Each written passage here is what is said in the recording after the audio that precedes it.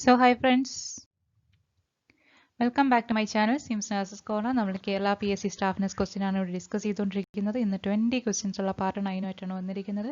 So എൻ്റെ channel subscribe ചെയ്യാത്തവരെ subscribe ചെയ്യുക, ഗ്രൂപ്പുകളിലേക്ക് share ചെയ്യുക. ഓക്കെ, ക്വസ്റ്റ്യൻസിലേക്ക് പോകാം. Question number 111. Most appropriate nursing diagnosis for the client after cataract surgery. Option A, anxiety. Option B, risk for infection. Option C, altered coping. Option D, disturbed sensory perception. So right answer is option D, disturbed sensory perception. Why? നമുക്കറിയാം cataract surgery കഴിഞ്ഞ പേഷ്യൻറ്റിന് എപ്പോഴും ഒരു eye padding ഉണ്ടാവും, eye movement reduce ചെയ്യാൻ വേണ്ടിയിട്ട്. അപ്പോൾ അത് വിഷൻ എന്നുള്ളൊരു സെൻസറി പെർസെപ്ഷനെ ഡിസ്റ്റർബ് ചെയ്യിക്കും. അതാണ് ഫസ്റ്റ് ഡയഗ്നോസിസ് പറയുന്നത് ഡിസ്റ്റർബ്ഡ് സെൻസറി പെർസെപ്ഷൻ ആണ്. ഓക്കെ, ഇനി നഴ്സിംഗ് ഡയഗ്നോസിസ് വരുമ്പോൾ അതിനകത്ത് റിലേറ്റ് ചെയ്ത് വരുന്ന രണ്ട് ടേംസ് ആണ് signs and symptoms. Okay, science എന്ന് പറഞ്ഞാൽ നമുക്ക് എപ്പോഴും കൺഫ്യൂഷൻ വരുന്നതാണ്. സയൻസ് എന്ന് വെച്ചാൽ ഒന്നുമില്ല, നമുക്ക് എന്ത് സയൻസ് പേഷ്യൻസിൽ നിന്നും കിട്ടുന്നു, അതായത് നമ്മൾ എന്ത് സയൻസ് പേഷ്യൻറ്റിൽ നിന്ന് ഒബ്സർവ് ചെയ്യുന്നു, അതാണ് സയൻസ്. ഓക്കെ, അതായത് ഇപ്പോൾ സ്കിൻ റാഷ്, അത് ഓർത്ത് വയ്ക്കുക. സ്കിൻ റാഷ് നമുക്ക് വിസിബിൾ ആവുന്ന ഒരു കാര്യമാണ് സൈൻ. ഇനി സിംറ്റംസ് എന്ന് വെച്ചാൽ ഒബ്ജക്റ്റീവ് ഡേറ്റ, അതായത് സബ്ജക്റ്റീവ് ഡേറ്റ, പേഷ്യൻ്റ് എന്ത് എക്സ്പീരിയൻസ് ചെയ്യുന്നു, അതാണ് സിംറ്റംസ് എന്ന് പറയുന്നത്. Okay, science and symptoms. Okay, science objective data, symptoms subjective ഡേറ്റയാണ്. Okay, question number 112. Inflammation of cornea. Option A conjunctivitis, option B keratitis, option C mastoiditis, option D laryngitis. So right answer is option B keratitis. Okay, cornea keratitis ആണ്. Conjunctivitis, we know inflammation of conjunctiva, mastoid process inflammation, mastoiditis, larynx infection, laryngitis. So next question number 113. CVP pressure is the pressure within. Option A, inferior vena cava. Option B, pulmonary artery. Option C, pulmonary vein. Option D, subclavian vein. So right answer is CVP means central venous pressure. Okay, it's the pressure within. Option A, inferior vena cava. Okay. Question number 114. Normal cardiac cycle is. Option A, 0.12 to 0.2 second. Option B, 0.04 to 0.01 second. Option C, 0.08 second. Option D, 0.8 second. So right answer is option D, 0.8 second. Okay.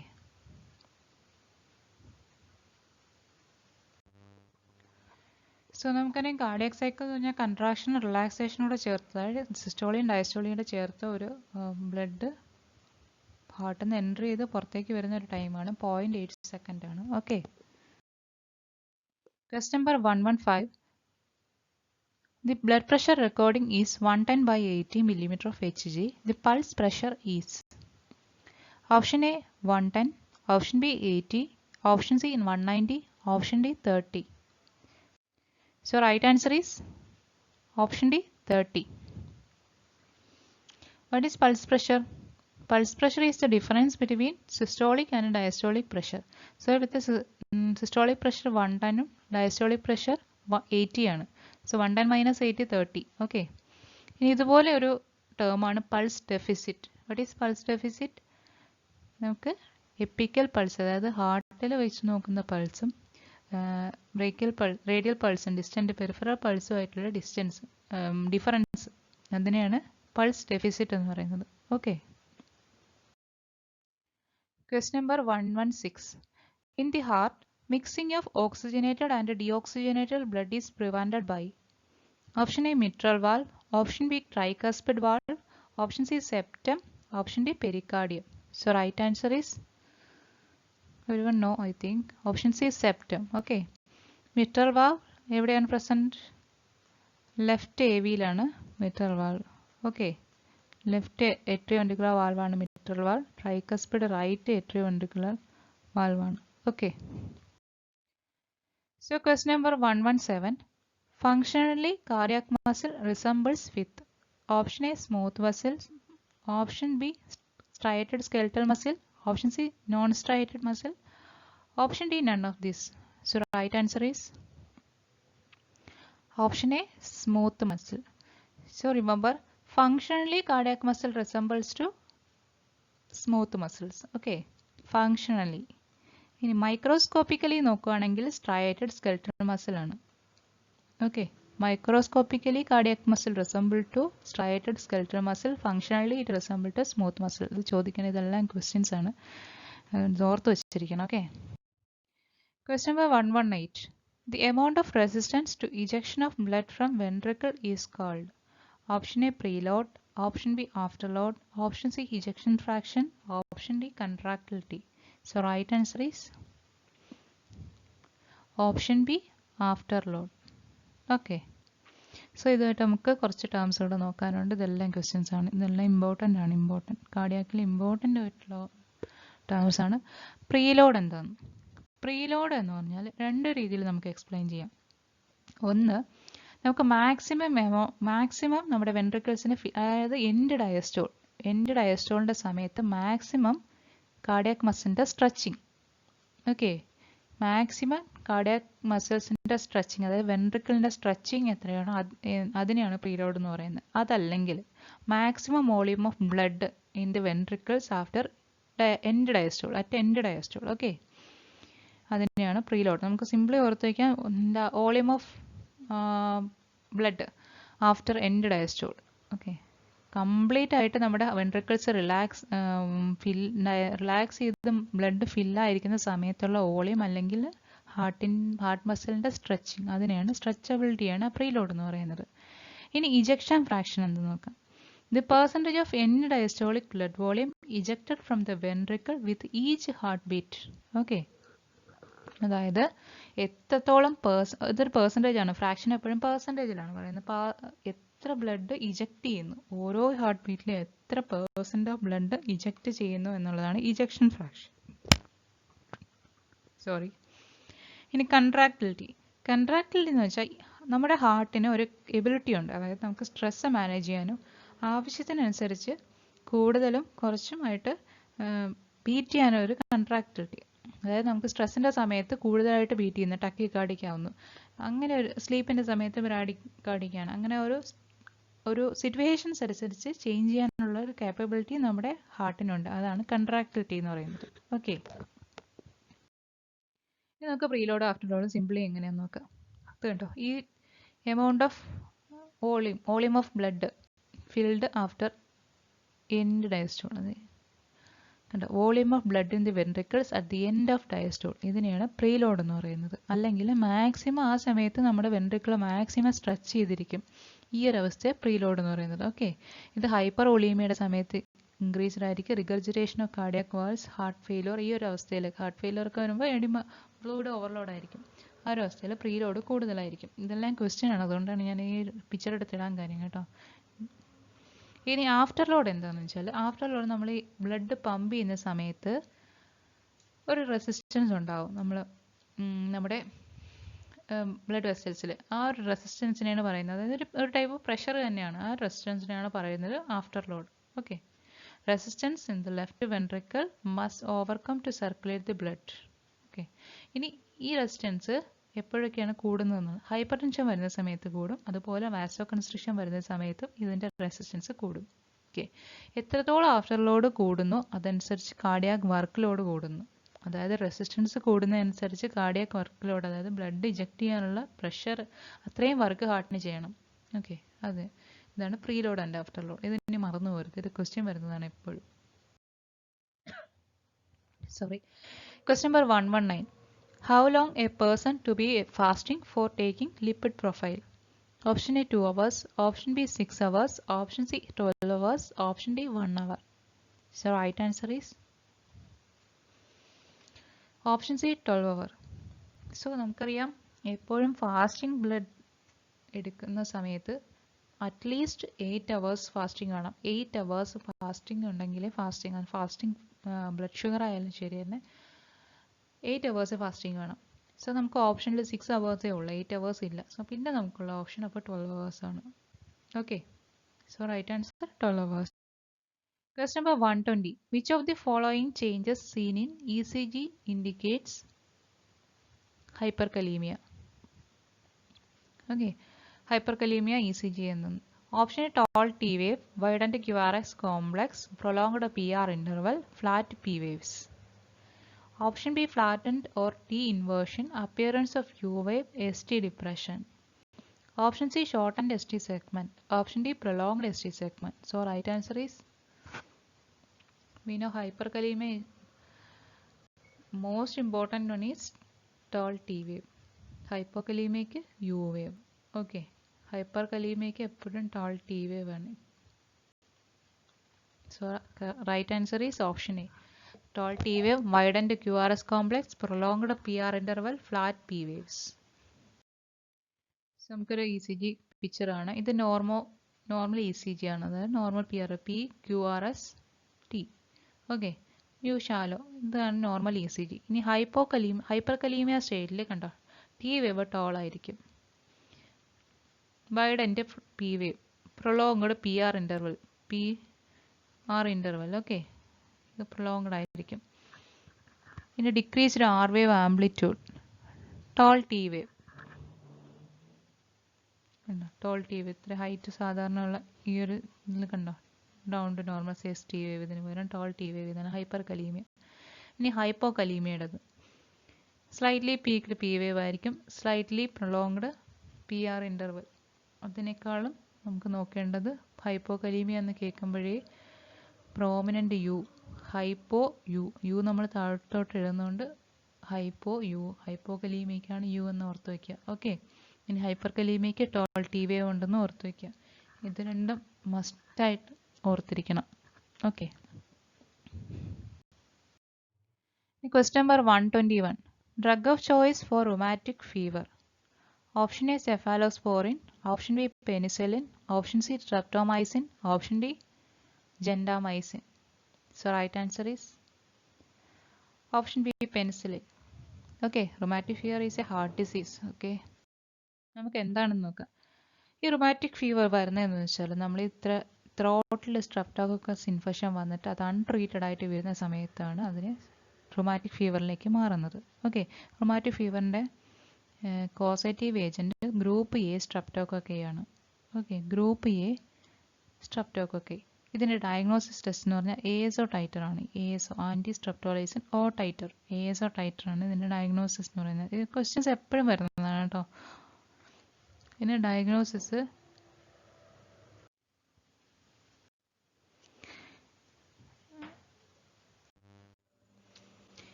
ഇതിൻ്റെ clinical features വഴിയാണ് നമ്മൾ identify ചെയ്യുന്നത്. John's criteria എന്ന് പറയും. Jones criteria. Okay, first J joints, അതായത് poly arthritis. ഇനി ഹാർട്ടിൽ carditis, pericarditis ആണ് ഉണ്ടാകുന്നത്. ഇനി N subcutaneous nodules, E erythema marginatum, S chorea, Sydenham's chorea എന്ന് പറയും. കോറിയ അബ്നോർമൽ മൂവ്മെന്റ് ആണ് കേട്ടോ, ബോഡി മൂവ്മെന്റ്, ജർക്കിംഗ് മൂവ്മെന്റ്സിനാണ് കോറിയ എന്ന് പറയുന്നത്. ഓക്കെ, ഇനി മൈനർ ക്രൈറ്റീരിയ, മേജർ ക്രൈറ്റീരിയാസും ഉണ്ട് മൈനർ ക്രൈറ്റീരിയാസും ഉണ്ട്. ഇത് ഇത്രയും ജോൺസ് എന്ന് പറയുന്നത് മേജർ ക്രൈറ്റീരിയാസും, minor criteria fever, elevated ESR, arthralgia, long PR interval, elevated CRP, ഇതൊക്കെയാണ് മൈനർ ക്രൈറ്റീരിയാസ് എന്ന് പറയുന്നത്. ഇനി നമുക്ക് ഇതിൻ്റെ സിംറ്റംസ് വെച്ച് തന്നെ ഡയഗ്നോസ് ചെയ്യാം. അതായത് റീസെൻറ്റ് സ്ട്രെപ്റ്റോകോക്കസ് ത്രോട്ട് ഇൻഫെക്ഷൻ ഉള്ള പേഷ്യൻറ്റിന് 2 മേജർ ക്രൈറ്റീരിയയുടെ പ്രസൻസ്, അതായത് ഈ ജോൺസിൽ ഏതെങ്കിലും 2 മേജർ ക്രൈറ്റീരിയാസ്, അതല്ലെങ്കിൽ 1 major criteria plus 2 minor criteria. ഇപ്പോൾ ഈ ഒരു വെച്ച് തന്നെ നമുക്ക് റുമാറ്റിക് ഫീവർ ആണെന്ന് ഐഡൻറ്റിഫൈ ചെയ്യാം. എന്നിട്ട് അതിൻ്റെ ഡയഗ്നോസിസിന് വേണ്ടി ASO ടൈറ്റർ ഇടും. Okay, question number 122. P wave represent option A end of QRS complex and beginning of ST segment, option B atrial depolarization, option C ventricular depolarization, option D atrial repolarization. So right answer is option B atrial depolarization. Remember, depolarization means contraction. Okay, repolarisation relaxation ആണെന്ന് ഓർത്ത് വയ്ക്കുക. Okay, repolarisation relaxation ആണെന്ന് ഓർത്ത് വയ്ക്കുക. അപ്പോൾ depolarisation contraction ആണെന്നുള്ള കാര്യം മറന്നുപോയില്ല. ഓക്കെ, P വേവ് എപ്പോഴും ഏട്രിയൽ ഡീപോളറൈസേഷൻ ആണ്. നമുക്ക് വേവ് ഫോംസ് എന്തൊക്കെയാണെന്ന് നോക്കാം. P wave atrial depolarization, QRS complex ventricular depolarization, T wave ventricular repolarization, അതായത് relaxation. Okay, U wave unknown ആണ്. എലിവേറ്റ് ചെയ്യുന്ന സാഹചര്യം ഹൈപ്പോക്കലീമിയ. ഓക്കെ,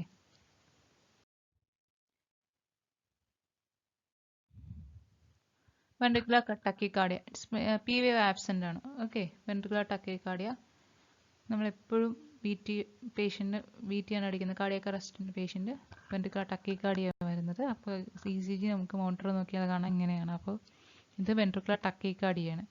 ഇനി സോ ടൂത്ത്ഡ് ഷേപ്പ് ഉണ്ടോ? ഇത് ഏട്രിയൽ ഫ്ലട്ടർ ആണ്. ഏട്രിയൽ ഫ്ലട്ടർ സോ ടൂത്ത് കണ്ടോ? ഇവിടെ കണ്ടേ? സോ ടൂത്ത് എന്ന് വെച്ചാൽ എന്താണ്? നമ്മുടെ ഈ വാൾ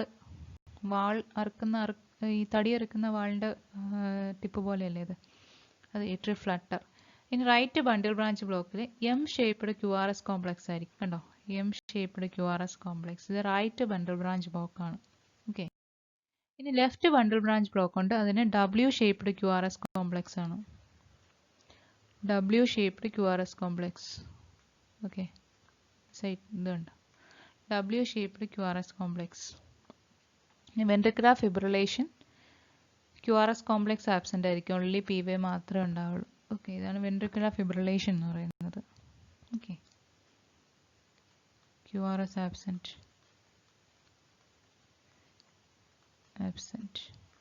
ഇതാണ് വെൻട്രിക്കുലർ ഫിബ്രിലേഷൻ. ഇനി question number 124. The diagnostic study to assess left ventricular function. Option A angiogram, option B ECG, option C catheterization, option D echocardiography. So function is assessing function. So right answer is option D echocardiography. നമുക്ക് എപ്പോഴും function assess ചെയ്യണമെങ്കിൽ എക്കോകാർഡിയോഗ്രഫിയിൽ possible ആവുള്ളൂ. Question number 125. Cardiac catheterization means. Option A, it is an invasive procedure. Option B, it is used to measure cardiac chamber pressure. Option C, it is used to assess potency of coronary artery. Option D, all of the above. So right answer is all the above. Question number 126. Which test indicate the blood level glucose for last 2 to 3 months?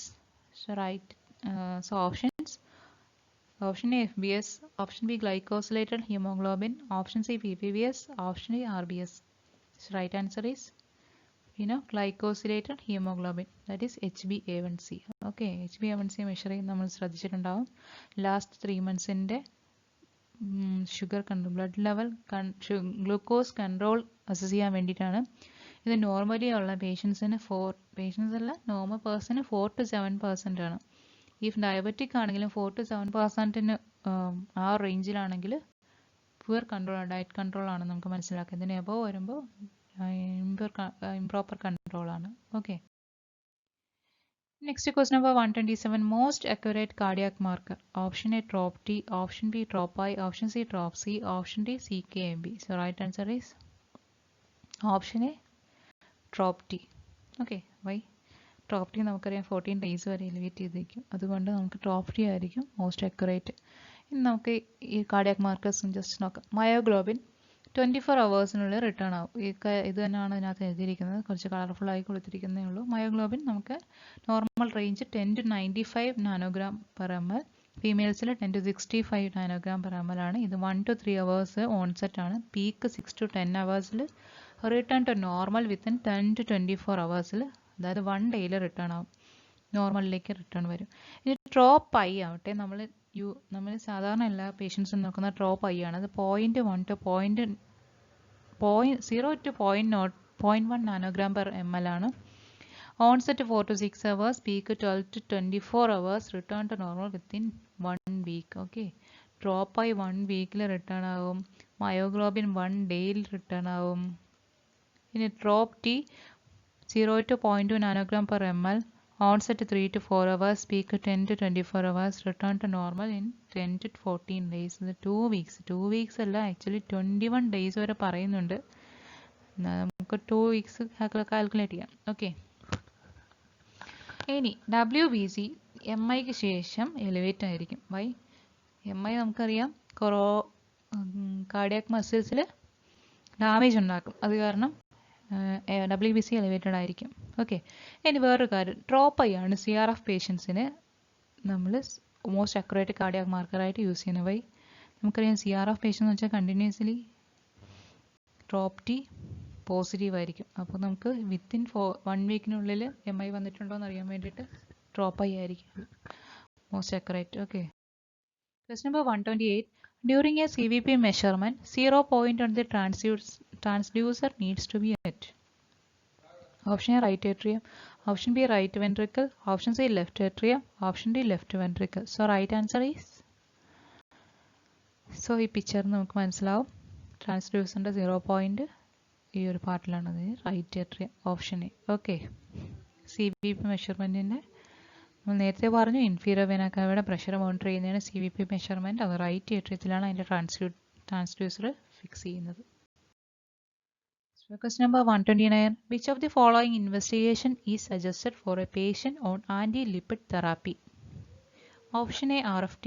Option B, LFT.